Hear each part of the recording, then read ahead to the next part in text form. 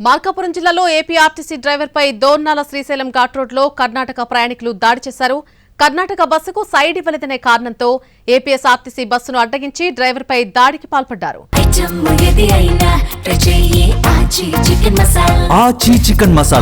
కర్ణాటక బస్సులో నిర్బంధించి దాడి చేశారు. అనంతరం దోర్నాల గణపతి చెక్పోస్ట్ వద్ద డ్రైవర్ను వదిలేశారు. ఏపీ ఆర్టీసీ బస్సులో మరో సేఫ్టీ డ్రైవర్ ఉండడంతో బస్సును దోర్నాలకు చేర్చారు. ఘటనపై పోలీసులకు బాధితుడు ఫిర్యాదు చేయడంతో 2 బస్సులు నిలిపివేసి దర్యాప్తు చేపట్టారు.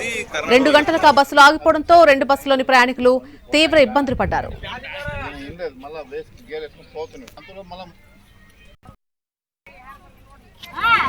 బస్సులు శిఖరం దగ్గర బస్సులు ఆపారు సార్. ఫస్ట్ మొత్తం బస్సులు లైన్ గా ఉన్నాయి. వాడు కర్ణాటక కూడా వరుసగా స్పీడ్ గా వస్తున్నాడు. అక్కడి నుంచి 10 మంది బస్సు ఆపారు. వాడు ఆపలేదు. ఆపినాడు మీరు ఆపరా బస్సులో నాగినా ఎందుకు ట్రాఫిక్ చేస్తామంటే వాడు జోరుగా వెళ్ళిపోయినాడు. రోడ్డు దిగేసి 1 టైర్ పంచర్ అయిపోయింది.